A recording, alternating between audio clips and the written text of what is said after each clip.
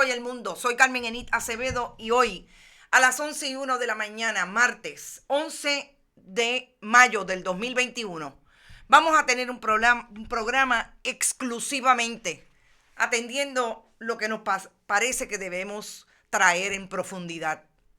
Y es hablar sobre lo que está ocurriendo en materia de la discusión pública, sobre todo en materia de lo que está pasando en las redes sociales, con el audio que ayer saliera a relucir sobre lo que pasó en la vista del 26 de marzo, cuando Andrea Ruiz Costas fue al tribunal a pedir, más allá de una orden de protección, que se encontrara incurso en el delito de violencia doméstica, específicamente el artículo 3.1, violencia emocional y acoso, a Miguel Ocasio, hoy su asesino confeso. Vamos a hablar de lo que dijo la jueza Ingrid Alvarado Rodríguez. Vamos a hablar de lo que no dijo la jueza, de lo que no hizo la jueza y de lo que dijo y no dijo Andrea Ruiz Costas. Vamos a hablar de dónde se ubican los abogados de defensa con relación a este caso, que lo menos que han dicho algunos es que las víctimas de delito tienen que aprender, víctimas de delito de violencia machista, tienen que aprender a escoger a sus candidatos. Han sido vocales en las redes, han incluso comentado lo que yo coloqué esta mañana como parte de lo que entendía era una reflexión necesaria y análisis de lo que vamos a hablar hoy, incluso advirtiendo que los 12 minutos de esa grabación son importantes para aquilatar, entre otros asuntos, que la jueza determinó causa después que la propia joven le dijo que había aceptado ya haber llamado a su agresor una vez estuvo bajo los efectos de bebidas alcohólicas el domingo antes de que estuviera ante la jueza. Vamos a hablar de las posiciones que ocupan hoy los jueces en términos de materia de saber o no saber, de ser activos o pasivos, como me acaba de compartir una compañera a quien respeto mucho, una persona que está en la judicatura. ¿Y cuáles son los perfiles de esos jueces de hoy versus los jueces de antes? Y yo no quiero entrar aquí en materia de nostalgia, no se trata de nostalgia. Se trata de establecer cuál es el perfil del que llega, aun cuando el partido político que profesa y que lo tiene bajo el rescoldo de su sobaco es el que lo nombra. Aquellos que hicieron jurisprudencia en un momento dado y estando en el Tribunal de Primera Instancia de San Juan y de otros tribunales y otras regiones, y también fueron críticos de la manera en que los jueces podían asumir su posición en esa función judicial. Creo que es importante y hoy voy a tomarme el tiempo que sea necesario para hablar con ustedes, para hablar con los abogados y abogadas que quieran traer sus comentarios más allá de lo que dijeron en las redes. Conversémoslo aquí. Voy a hablar con dos abogadas. Yanira Reyes Gil, que es una de las abogadas que más comparte con el espacio de Bonita Radio su conocimiento y sus posiciones. En este caso, voy a traerla desde el punto de vista de hacer también análisis de esa función judicial, de ese audio que estamos escuchando, que vamos a escuchar. Pero también va a estar con nosotros, todo por vía telefónica porque tienen sus respectivos compromisos hoy, la licenciada Verónica Rodríguez, que ha visto innumerables casos y es una abogada que comparece con las víctimas de violencia doméstica. Es una abogada comprometida con ese sector, así como la licenciada y feminista Yanira Reyes Gil. Y me parece que debemos entrar en diferentes análisis de lo que está ocurriendo. Pero antes, como siempre, compartan. Pueden notificarle a los abogados que estén en una u otra posición. No tengo ningún problema. Traerlos para que discutamos aquí a través de sus comentarios lo que está ocurriendo en lo que me parece que nadie puede librarse de responsabilidad. El Ejecutivo desde el Departamento de Justicia y el Poder Judicial desde la función judicial. Vayan a bonitasradio.net, allí pueden donar a través de PayPal, tarjetas de crédito, también pueden hacerlo en la Fundación Periodismo 21, en su ATH móvil. Fundación Periodismo Siglo XXI recibe cheques o giros postales a nombre de la Fundación PMB 284, PO Box 19400, San Juan, Puerto Rico 00919-4000. Vayan a todas nuestras redes, Bonita Radio en Instagram, Bonita-Radio, allí en Twitter. También estamos en iVoox, iTunes y Spotify tipo podcast cuando se acaben estos programas. Y también estamos todos nuestros productos en bonitasradio.net. Y vayan a YouTube, suscríbase y de esa manera nos está ayudando a seguir promoviendo el periodismo de análisis, información, profundidad y de investigación. Y gracias a nuestros auspiciadores, a la cooperativa de Vega Alta, la cooperativa Abraham Rosa y también Buen Vecino Café. Vamos a empezar con escuchar los 12 minutos. Estoy de acuerdo con los abogados que han dicho que no escuchar todo el audio de la vista pública del 26 de marzo, en efecto, tiene un problema de poder aquilatar todo lo que allí pasó y de hacer análisis. Yo creo que sí que es importante. Nosotros tenemos el tiempo y lo vamos a pasar tal y como lo que dijo la jueza Ingrid Alvarado Rodríguez, lo que dijo Andrea Ruiz Costas, lo que no dijeron ninguna de las dos, lo que dijo el policía y lo que no dijo el policía. Por la víctima no había un fiscal o una fiscal. Eso también es importante y lo vamos a compartir en términos de el análisis. Porque ahora el Departamento de Justicia parecería que quiere entrar en una guerra tipo Carlos Romero Barceló y Miguel Hernández Agosto en aquella famosa discusión que tuvieron en un programa de Ojeda Sin Límite, que le hacía uno al otro, la culpa es tuya, tú eres el corrupto, tú eres esto. Parecería que el Ejecutivo y el Judicial quisieran entrar, o por lo menos desde el Departamento de Justicia, en esa discusión. Y yo creo que hay que ser más ecuánime, porque yo no sé si lo sabe el Departamento de Justicia y la rama judicial. Aquí hay una mujer muerta. Y eso hay que tenerlo en el contexto a la hora de ponerse politiquero o politiquera. Igual deberían estar bajo ese conocimiento y bajo esa sensibilidad los abogados y abogadas de defensa que están dando lo que no tienen en esta discusión. Vamos a escuchar el audio y a base de ese audio vamos a hacer análisis después de los 12 minutos. Vamos a escuchar a Andrea Ruiz Costas, la juez Ingrid Alvarado Rodríguez, desde el inicio en que se abre el caso, en una vista virtual de una sala de investigaciones del Tribunal de Primera Instancia de Caguas. Vamos a eso. 50 de la noche se llama el asunto bajo ley 54.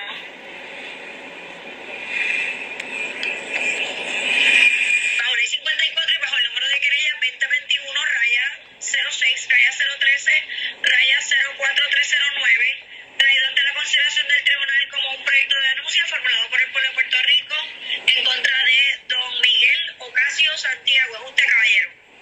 Tiene derecho a permanecer callado, todo lo que diga puede y será utilizado en su contra. Tiene derecho a estar asistido por un abogado. ¿Alguien quiere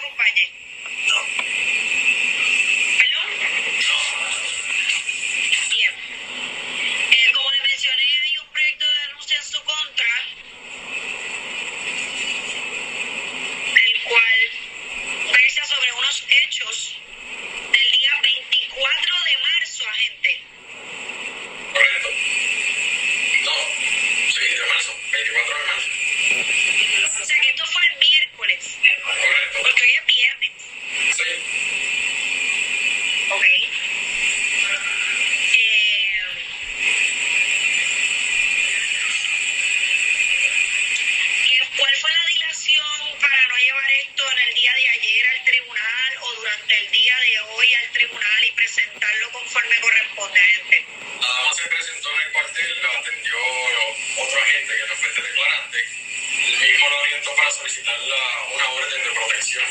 En el día de ayer ella estaba en el tribunal de Cagua solicitando una orden de protección. ¿Ella tiene orden de protección? No le entregaron la orden de protección, pero sí se le dio una cita para que ambos comparecieran en una fecha en específico, no recuerdo la fecha. ¿Y qué pasó con el caso que no se radicó? Desconozco, por lo menos la dama vino en el día de hoy a contarme los hechos y yo consulté con la fiscalía y me notificaron para radicar cargos. ¿Y por qué lo radicaron a esta hora en turno? Porque la dama llegó como a las 3:30 de la tarde, casi 4 de la tarde, como a las 3:30. Fui rápido a la fiscalía a consultar y llegó hasta esta hora.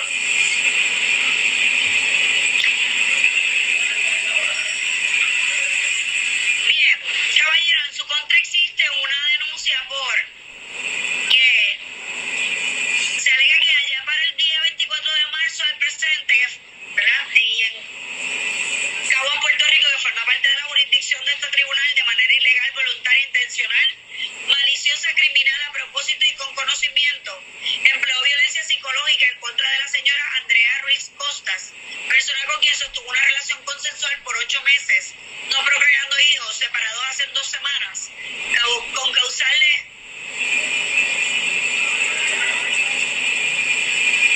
grave daño corporal. No. Discúlpeme, grave daño emocional. Consistente en que usted en múltiples ocasiones ha maltratado emocionalmente a esta dama mediante acoso y persecución en su trabajo y residencia. En adición, tomó el celular de la víctima fotos íntimas de la galería para luego amenazar con publicar fotos y videos de contenido sexual de la víctima, sintiéndose la referida víctima emocionalmente afectada, violando el artículo 3.1 de la Ley 54.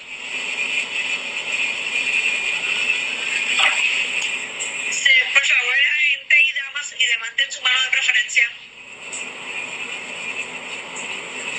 ¿Juramos afirman decir, usted no, caballero, juramos afirman decir la verdad de lo que se les pregunte? Sí, lo juro. Bien. Previo a pasar a las preguntas con la dama, quiero preguntarle a gente si en algún momento usted arrestó al caballero o usted lo citó por teléfono para que llegara a la comandancia. Me citó por teléfono, el mismo compareció y ha sido en todo momento cooperador con la autoridad. Bien. Doña Andrea, indique.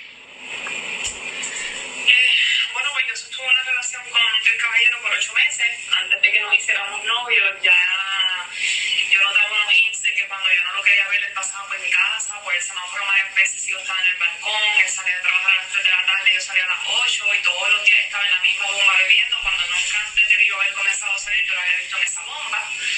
Pues pasé esos detallitos por alto. En diciembre comencé a tener una relación de pareja con el caballero. Entonces, culminamos la relación por un motivo. El caballero nunca dejó de desearme, de llamar, que quería volver conmigo. Yo le decía que no. En el trabajo por las noches cuando sale, se queda esperándome en la acera de un punto ciego del mall, me pita, me dice que necesita hablar conmigo. Hubo un tiempo en que se quedó con una llave mía que no me la quería entregar. Mientras yo estaba en mis turnos, activaba la alarma de mi guagua y él iba personalmente a decirme que mi guagua estaba sonando. Cuando yo salía para apagarla, caminaba conmigo por el mall cuando yo le decía que por favor se alejara y que no tenía nada que hablar con él. Hubo una noche el miércoles de la semana pasada que yo salí con una amiga y él llama a mi amiga por teléfono porque no deja de llamarla, de parar en su trabajo tampoco, trabajamos todos en el mismo lugar. Se no deja de acosarla, llamarla, mandarle textos a otra amiga más de otro kiosco, sigue haciendo lo mismo. Y cuando llegó el otro día a mi casa, mi vecino me dice, Andrea, tu guagua, tu alarma sonó, y me estuvo raro porque tu alarma nunca sonó aquí en los años de pandemia, ni en el tiempo de pandemia ni nada. Y yo le digo, ¿por cuánto tiempo sonó la alarma? Porque si tú no la desactivas, suena hasta casi agotarse la batería. No, como a los 3 o 4 minutos dejó de sonar.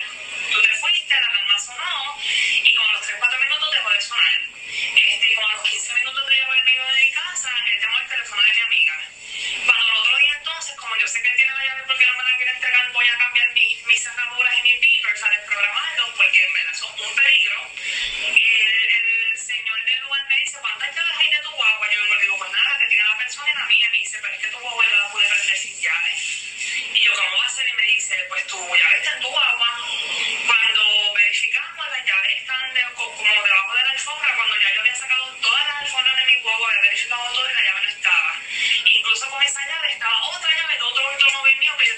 11. Estaba las 2 llaves y él me dice, lo que a mí me está extraño es que tu guagua siempre haya cerrado, porque cuando el tifón está dentro tú no puedes cerrar la guagua.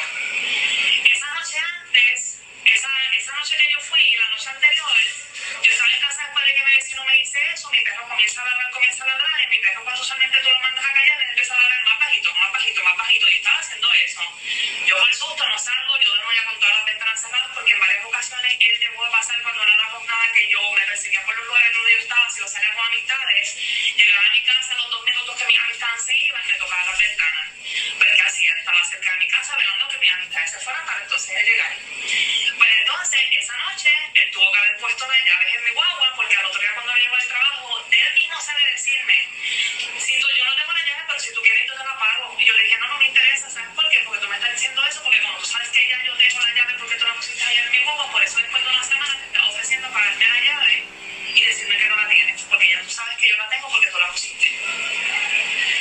Luego de eso, él me enseña unos mensajes de mensajería de Facebook, de supuestamente una cuenta falsa, que le está mandando unos mensajes a él, no sé si yo se los pueda llegar a leer, en los cuales amenazan con publicar una foto mía y un texto y un video masturbándome. La única persona en esta vida donde yo dejé que me tomaran un video masturbándome es él, porque teníamos una relación, pues, ya yo confiaba, era casi un año, era bastante saludable y buena, dejé que eso pasara, el video es de él. Si en algún momento de ese video él lo llega a subir, yo sé que es él porque más nadie tiene ese video. Cuando le pido a él que por favor borre todas las fotos y videos sexuales que tiene mío, se negó, me dijo que no, yo le dije ¿por qué no? Él me dice ¿por qué no? Entonces, en las fotos que le manda la persona de la cuenta falsa, aparecen 2 fotos que me mandó mi ex pareja antes que él. La fecha dice 14 de marzo, pero ese es el día que a mí me llega la foto a mi teléfono. Pero ya yo tengo, porque se lo pregunté a mi ex que me mandara la fecha de las fotos de cuando las tenía y dice en 2019. En la fotografía se ven distorsionadas como cuando uno coge un celular y toma la foto desde otra pantalla y otro celular. O cuando uno toma una foto en una pantalla de una computadora que sale distorsionada. Si son las fotos, no es que alguien las tuvo, le dio screenshot, le dio forward y le llegaron. Le digo a él que le tome screenshot de esas conversaciones y que me las mande porque yo iba a averiguar quién era la persona.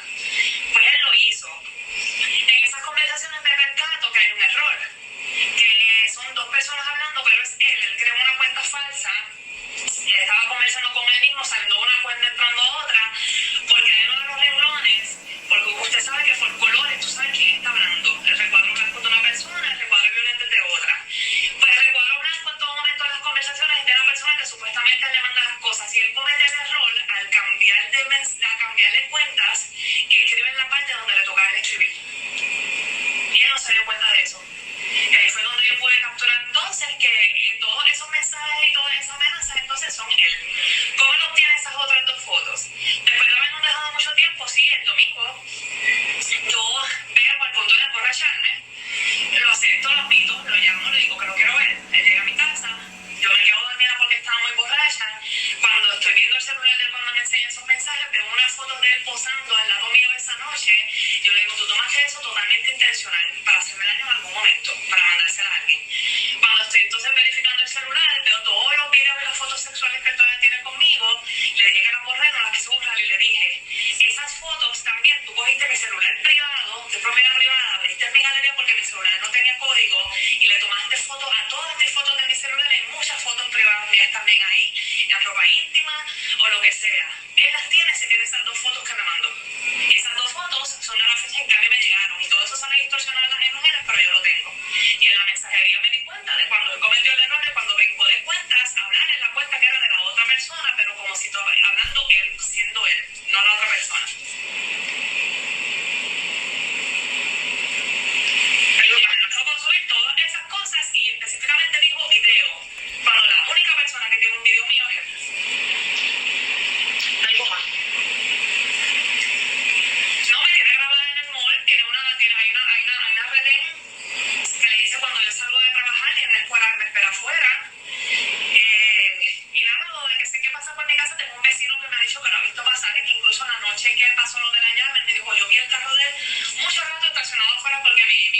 de fumar.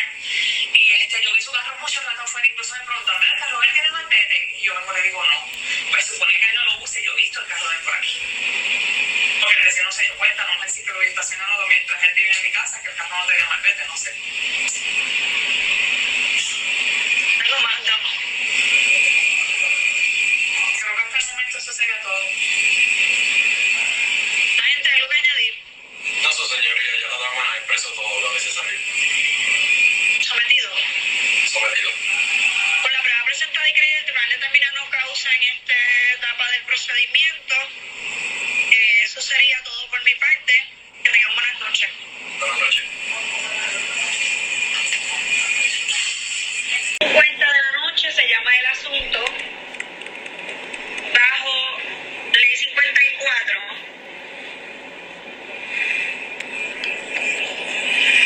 Bajo ley Por la prueba presentada y creída por este tribunal. Eso sería todo. No causa. La jueza Ingrid Alvarado fue pasiva en el ejercicio de su función judicial. En el minuto número 8 de esta declaración, Andrea Ruiz Costas le había dicho a la jueza que tenía los mensajes de texto que le estaba enviando su agresor.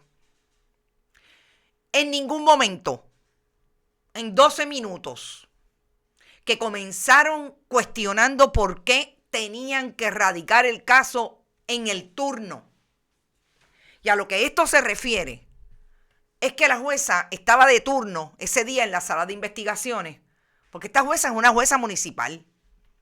Y hay turnos, en efecto, de 3 a 11, de 11 a 7, como los enfermeros, de 8 de la noche, de 7 de la noche hasta las 2 de la mañana.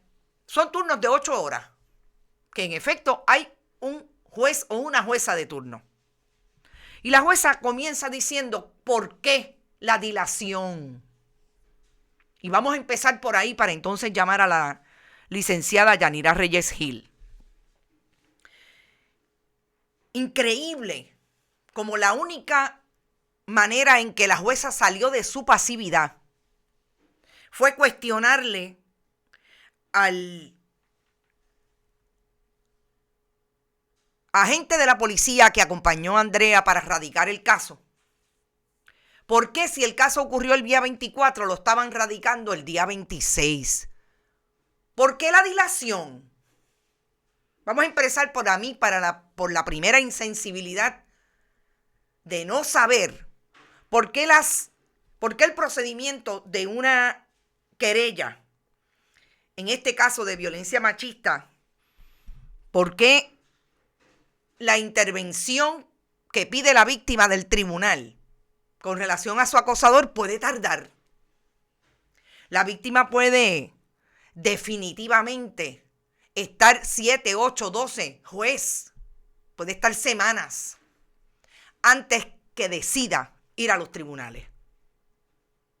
Y aquí voy a entrar en una defensa, y más que una defensa, en algo que también me parece increíble y deshonesto de algunos abogados y abogadas que han argumentado este caso. Porque ya no se trata de la sensibilidad que usted tenga o no tenga con relación al tema. Se trata de la honestidad de traer el conocimiento del derecho tal y como es.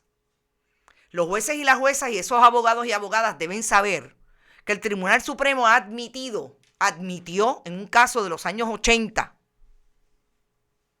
principio de los 90, si mal no me equivoco, la llamada defensa del síndrome de la mujer maltratada, que tan cercano como en un caso de Puerto Rico, pueblo de Puerto Rico versus Miguel Villoda, una psicóloga, Frances Seda, lo trajo tal y como, y el tribunal apelativo tuvo que intervenir porque hubo una apelación y el tribunal apelativo reconoce ese asunto que tan difícil se le puede hacer a una víctima, reconocer su victimización y buscar tratar de salir de la relación maltratante y finalmente tratar de ponerle coto a la situación porque el agresor no la deja vivir. Y por eso es que hay mujeres que pueden tardar años. Esta tardó 2 días, juez. Después de haber ido una primera ocasión al tribunal y otra colega suya no le dio la orden de protección. Vamos por partes. Y en ese sentido me parece que para lo único que salió la jueza Ingrid Alvarado de su pasividad fue para cuestionarle al agente y cuestionarle a la víctima. ¿Por qué tardaron tanto? 48 horas. Lo otro que me parece increíble es que haya defensas de abogados y abogadas, también me parece que deshonesta. Trayendo el asunto de que ahí no se configuraron los elementos del delito. Que todo fue prueba especulativa. Y hablan exclusivamente de que Andrea, cuando hace su relato, está estableciendo que tiene una amiga que es testigo de los acosos, que tiene una retén del centro comercial Montelledra, que puede decir las veces que el tipo la esperaba en su carro, que tiene a un vecino, igualmente testigo de toda la situación, pero en ese contexto, en esa prueba especulativa, el tecnicismo, que muy bien pudo haber sido un elemento para considerar. El problema que tiene esa defensa del tecnicismo es que la jueza, por voz de Andrea en el minuto 8, le dijo literalmente a la jueza, no sé si yo se lo puedo leer, hablando de los textos que este hombre, Miguel Ocasio Santiago, le envió y que eran evidencia de su acoso. Entonces, alguien que me diga, que me defienda el punto de que la jueza es pasiva. Pues si la jueza es pasiva, mucho me temo que no hizo su trabajo. Porque entonces yo quiero que alguien me explique cómo es que los jueces van a esperar que haya un fiscal allí para hacer lo que muy bien ella pudo haber hecho, preguntar. Que esas jueces y esos jueces pasivos le preguntan al fiscal y a la policía si está sometido el caso. ¿Por qué no le cuestionó cuando Andrea le dijo si le podía leer los mensajes? Cintila de evidencia, juez, era lo que usted necesitaba para encontrar la posibilidad de que este hombre hubiera cometido un delito. Cintila de evidencia. Entregado el celular. Y si usted se quería proteger, en efecto, ordenaba a ese agente, porque la fiscal no fue, y vamos a hablar ya mismo de la responsabilidad del Departamento de Justicia, ordenaba a ese agente, vamos a ocuparle el celular a la víctima, a su representada, porque el pueblo de Puerto Rico, el fiscal va por el pueblo de Puerto Rico por esa víctima. Después de usted haber leído esos mensajes. Pero eso no ocurrió. La juez Ingrid Alvarado se quedó pasiva en su función judicial. Y qué bueno que me hablaron de ese perfil y esa característica que le están otorgando a estos jueces versus los que en efecto sí son inquisitivos, hacen su trabajo. Hola. Muy buenos días, Yanira Reyes Gil, licenciada. Estamos en vivo. Yo ya pasé los 12 minutos de el audio de esa vista virtual. Desesperante, ¿verdad? Desesperante, así están nuestros internautas realmente yo estaba haciendo algo bien puntual que me parece que es importante. Quizás esa deba ser la primera pregunta suya. Lo primero que yo vi, además del cuestionamiento de por qué tardaron 2 días en radicar un caso, de la juez Ingrid Alvarado, es que en el minuto 8, la víctima que está buscando protección del tribunal para que se acuse a su agresor, le plantea que tiene los mensajes de textos que le pueden dar evidencia de que en efecto esta persona está cometiendo el delito de maltrato emocional a través del acoso. Correcto. ¿Por qué la jueza fue tan pasiva y no le preguntó, o por lo menos eso no es una pregunta para usted, perdón? ¿Por qué usted cree eso hubiera hecho diferencia? Preguntarle, deme los mensajes, atenderlos, buscarlos.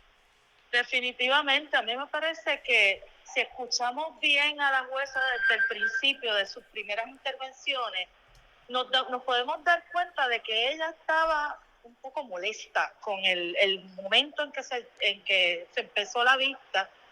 Cuestiona o por qué, si los hechos habían ocurrido 2 días antes, se estaba presentando el caso ahora.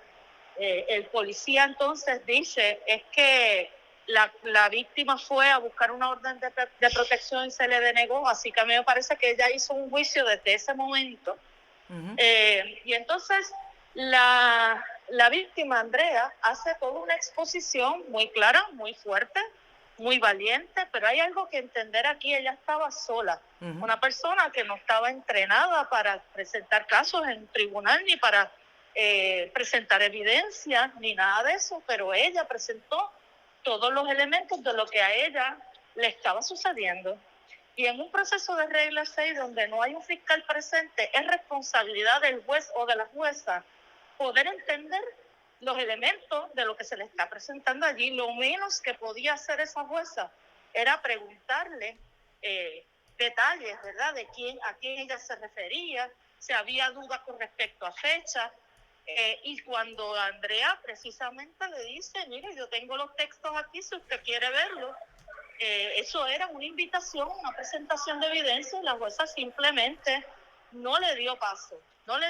A mí me parece que era claro que ella no le creyó a Andrea y no tenía intención de atender el asunto con sensibilidad. Licenciada, otro asunto que me parece interesante es lo que algunos abogados han establecido como defensa de que ahí no estaban los elementos del delito. ¿Usted nos puede abundar un poco cuando hablamos de maltrato, acoso, a maltrato emocional? ¿De qué están hablando los abogados que ahí no estaban y hablan de la especulación? ¿No incide esta defensa en lo que hemos hablado ahora mismo, que tiene que ver con lo que no hizo la jueza de pedirle a la víctima que trajera la información que ella no había tenido ante sí en el relato de Andrea? Sí, primero que todo tengo que aclarar que yo no soy abogada criminalista, claro. Pero uh-huh. Es importante saber que la ley 54 tipifica como delito no solamente el maltrato físico, sino también el maltrato emocional, las amenazas e incluso el acecho. Aquí había claramente, Andrea presentó claramente un patrón de acecho, planteando que él la perseguía, planteando que se le aparecía en su casa, que le insistía en que volvieran en la relación, que incluso el asunto de las amenazas, que crea una cuenta falsa de Facebook, que le toma fotos, el maltrato emocional, que la amenaza con que va a publicar esa foto, que le toma fotos íntimas, que le prende la alarma del vehículo porque él era empleado de seguridad donde ella trabajaba, para que ella saliera. O sea, a mí me parece que fue claro el asunto de los elementos de los cuales ella tenía propio y personal conocimiento. Hay unos planteamientos que están haciendo algunos compañeros abogados criminalistas de que había mucha prueba de referencia, o sea, uh-huh. Cosas que ella decía que le dijo el vecino o que le dijo otra persona. Pero aún si excluyéramos eso, esa prueba de referencia, ella planteó lo suficiente y necesario para poder probar una cintila de evidencia, que son bien importantes porque en regla 6 lo que hay que presentar es un elemento básico, ¿verdad? Casi Exacto. nada de evidencia sobre acceso, maltrato emocional y amenaza. Y esos 3 elementos estaban presentes en el testimonio de Andrea.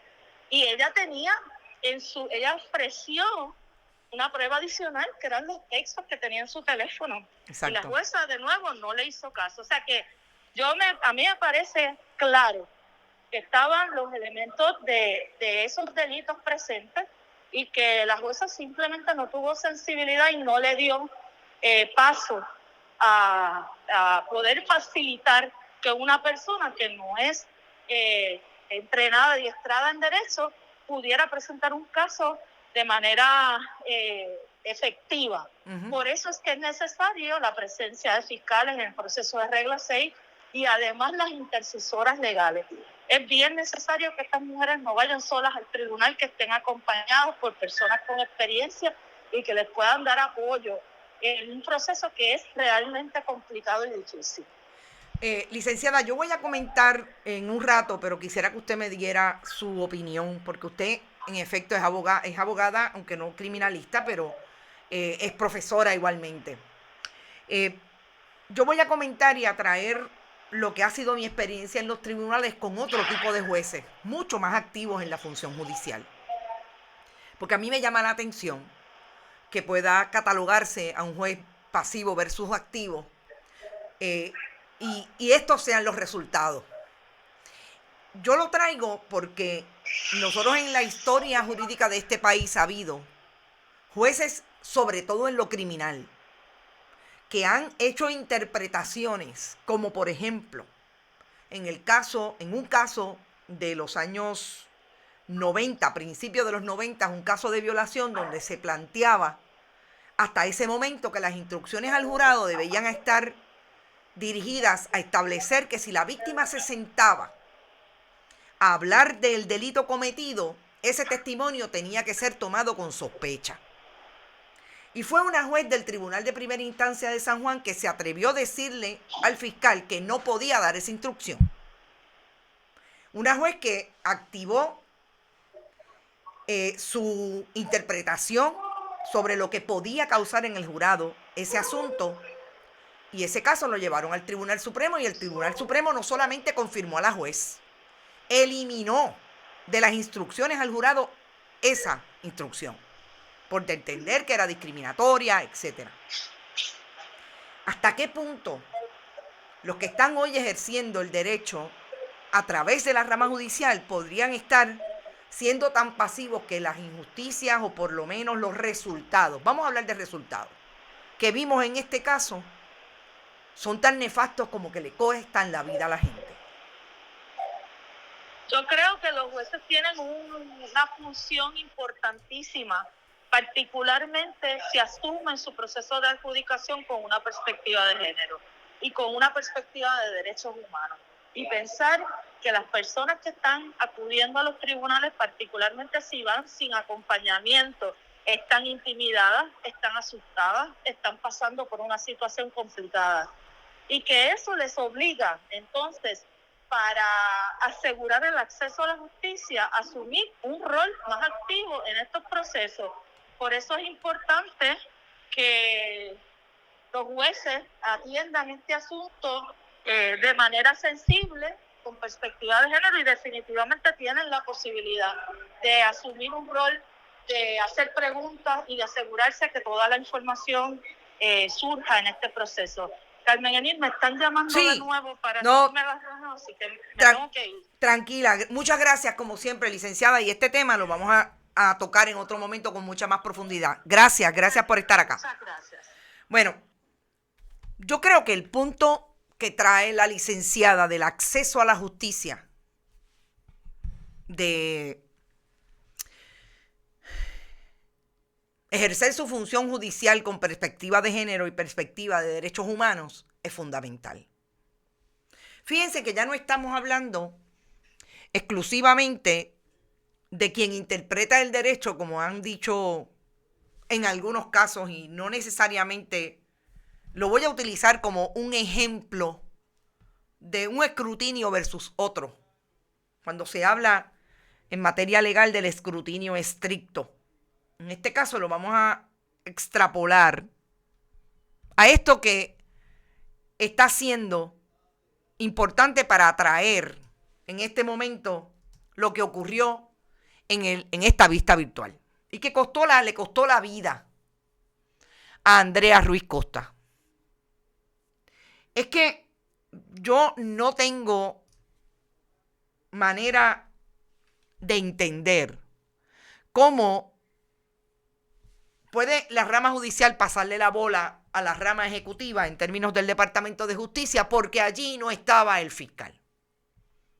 Yo estoy de acuerdo en que no solamente la fiscal debió haber ido, el policía también debió haber hecho una mejor investigación y debió haber sido más activo en el proceso.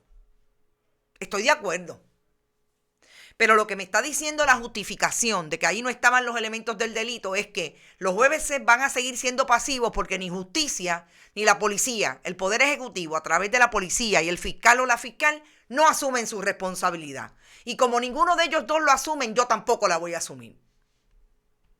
Yo tampoco voy a preguntar lo que la víctima me está diciendo. Yo los tengo aquí. Aquí están los textos. Con esa cintila viendo los textos, que era Miguel Ocasio Santiago, que era su teléfono, hubiera podido determinar causa, juez, porque ahí estaba la cintila. Porque usted es tan pasiva que estaba preocupada porque eran las 8 de la noche y usted tenía que ver ese caso en su casa. Entonces yo me cuestiono si lo que estamos haciendo es pasándonos la bola porque nadie quiere asumir responsabilidad. Y aquí voy a entrar en lo que puede ser el perfil del pasivo y del activo.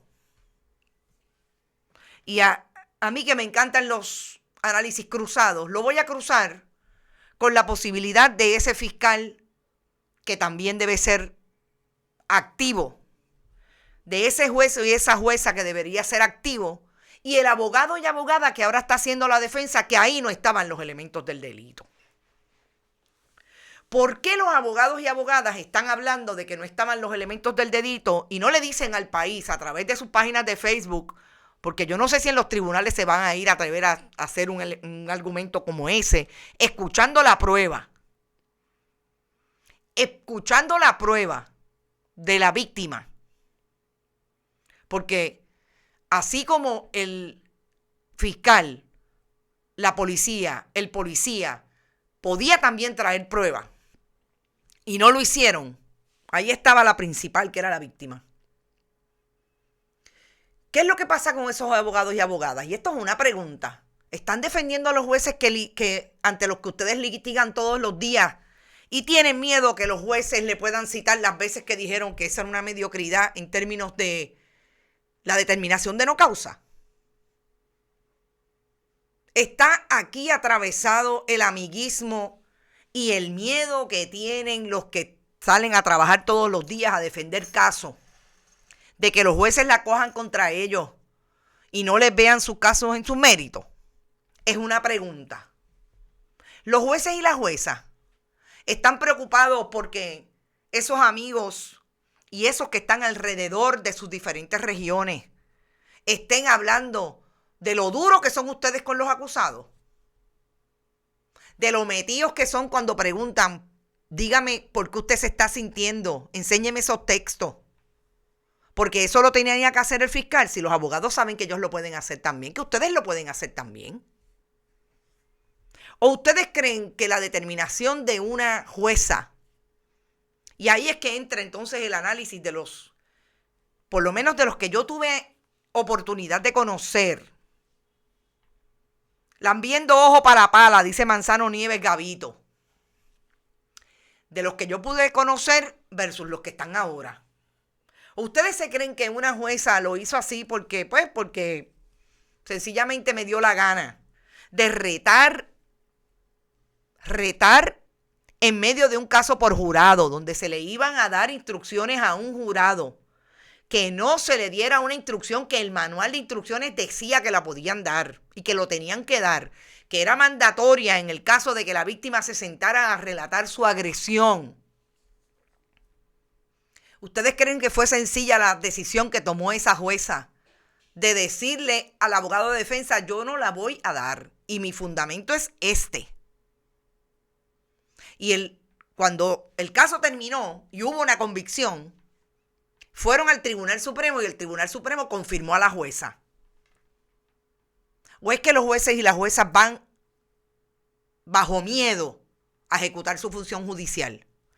Ni deben ejecutarla bajo miedo los jueces, ni deben ejecutarla bajo miedo los fiscales y las fiscales, ni tampoco deben hacerlo los abogados y abogadas. El que tenga miedo que se quede en su casa. Aquí va a venir atravesado el debate y el comentario, ya me los imagino. Carmen Enid, qué fácil. Es que me quedo sin mis habichuelas. Yo quisiera que a mí alguien me dijera cómo se siente hoy, cómo se puede mirar al espejo después de haber tenido un caso en que la víctima murió a manos de su agresor por no haber sido un juez o una jueza activo o activa en su función judicial, por haber tenido miedo, por haber tenido desconocimiento, por sencillamente no importarle y no tener ni perspectiva, no solamente de género ni de derechos humanos, por no importarle el otro o la otra. ¿Quién se puede mirar al espejo? ¿O es que el Poder Judicial, el Poder del Ejecutivo a través del Departamento de Justicia pueden pensar que la gente se va a olvidar de que aquí hubo el día 26 de marzo una vista donde no arrestaron a esta persona, donde no encontraron causa y la joven fue asesinada en su casa y su cadáver encontrado semicalcinado en Calley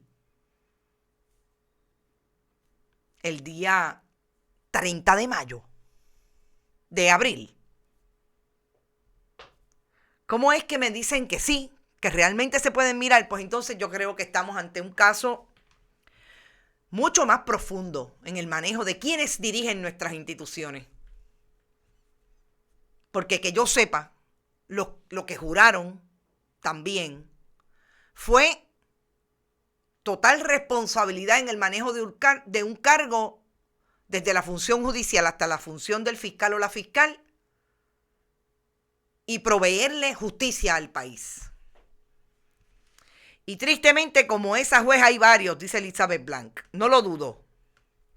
Y ustedes están comentando diferentes asuntos y perdonen que he seguido y ustedes no he atendido sus mensajes. Fernández Mel, un asco escuchar a abogadas decir que no había prueba, que no era necesario leer y presentar los textos. Y como habló de más, referente a llamarlo borracha, la jueza tenía derecho de no creerle. Yo creo que el problema que tiene la jueza es que al salir dijo, por la prueba creída.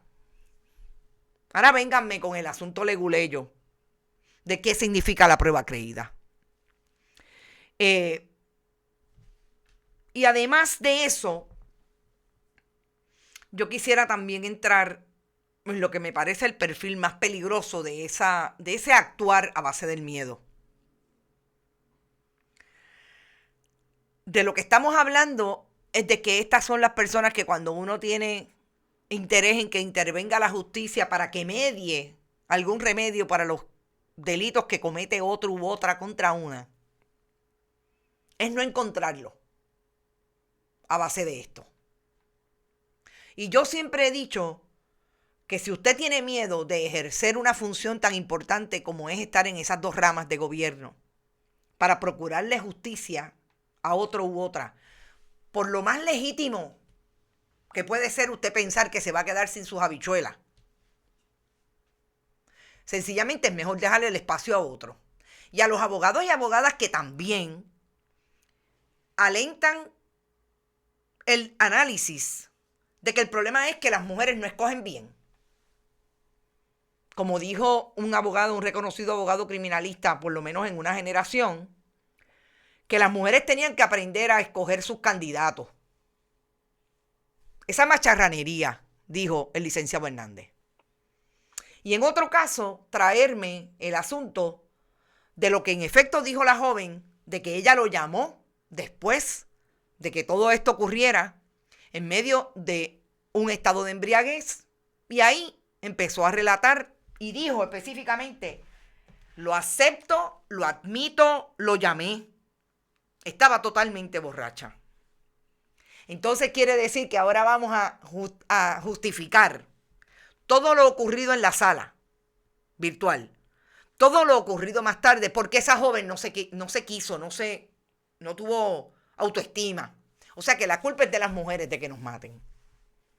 No solamente lo dijo la abogada, sé que hay una interacción aquí en la discusión que estamos teniendo hoy de alguien que lo plantea de esa manera. Y yo invito y le pido que reflexionen sobre este asunto. Cuando tengan un caso de violencia doméstica ante sí, si ustedes, como cualquier otra persona, incluso los jueces y las juezas que están criados en esta cultura, que nos han enseñado que las mujeres valemos menos, que nos han enseñado que las mujeres nos tenemos que proteger porque los hombres nos pueden matar, la culpa es nuestra.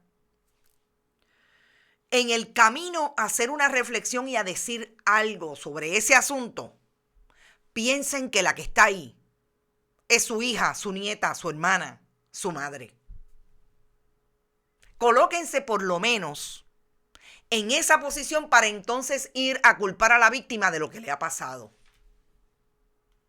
Yo no tengo que conocer a Andrea. No tenía que conocerla. Yo no tenía que conocer a Keishla, a ninguna de las víctimas de violencia machista, para saber que no se merecían eso. Independientemente de lo que tardaron, para juicio de muchos, de que hayan admitido, como le admitió Andrea a esta juez, que ella no le hizo caso a las banderas rojas que tuvo en esa relación antes de hacerse novia de este joven. Que las banderas rojas tampoco la llevaron a sostener que había un problema de violencia de esta persona, a pesar de que ella pensaba que tenía una relación saludable. Entonces yo realmente creo que lo que nos debemos cuestionar es si nosotros tenemos en el proceso y en la rama que administra la justicia, que finalmente en la cadena son los jueces, tenemos a las personas con la capacidad, tenemos a las personas con la sensibilidad y tenemos las personas que realmente pueden aquilatar y asumir con valentía, tanto como la tuvo Andrea, la posición que ocupan. Qué fácil es ser una jueza porque el partido político me consiguió el puestazo y no asumir responsabilidad ahora de ser investigada por cómo gerenció este caso, cómo administró la justicia, cómo fue pasiva. Hoy el colega Oscar Serrano habla de que los propios documentos de educación de la rama judicial establecen en ese proceso, en la regla 6, cómo tratar estos casos con perspectiva de género. Pero lo que tiene que cuestionarse Ingrid Alvarado Rodríguez es cuándo podría estar yo ahí. Una de las abogadas que hace crítica de lo que está ocurriendo y alega que los medios de comunicación quieren la cabeza de la jueza y que ahí no estaban los elementos del delito, me hizo la salvedad de que los jueces que yo mencionaba, y los que menciono son Crisanta González Seda, el juez Arnaldo Rodríguez López, Arnaldo López Rodríguez, perdón, la jueza Bárbara Sanfiorencio Zaragoza, Lourdes Velázquez Cajiga, y otros jueces y Gris Rivera Martínez, ante los que yo estuve en sus vistas y en sus juicios porque era periodista que cubría los tribunales, me dice que de esos jueces hay algunos que no llegan a las 12. Y mi contestación a eso es lo siguiente: no hablemos de jueces y juezas porque nos resuelven los casos a favor a nosotros. No hablemos desde el miedo de que cuando vayamos ante ellos nos resuelvan en contra. Hablemos con honestidad de quiénes son aquellos y quiénes son estos. diferencias con cada uno de ellos en materia de lo que resolvieron en su momento, yo me imagino que hay muchos abogados y abogadas que tienen. Pero yo creo que nadie puede decir que Arnaldo López Rodríguez, el juez que en el 14 de septiembre de 1987 decidió que las carpetas eran persecución política contra los independentistas, no es una persona de mucha valía y conocimiento como jurista. Que Crisanta González Seda precisamente es la jueza que se atrevió a retar al sistema y la confirmó el Tribunal Supremo en cuanto a esa instrucción. Que la juez Igris Rivera Martínez defendió con perspectiva de género la agresión a la que fue víctima una fiscal, hoy jueza del Tribunal de Primera Instancia, Ana Paulina Cruz López, porque el abogado le faltó el respeto en medio de la vista y discriminó contra ella y la llamó gallina loca. Y fue amonestado por el Tribunal Supremo.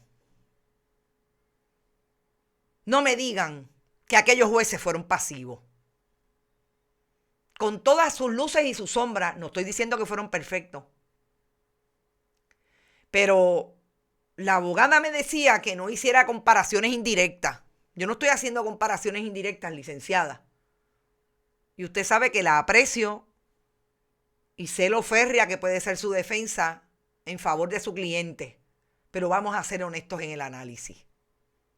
Al igual que usted quisiera que una jueza o un juez, si no encuentra los elementos del delito contra su familiar, resolviera en favor de su familiar, usted quisiera que una jueza fuera activa defendiendo la victimización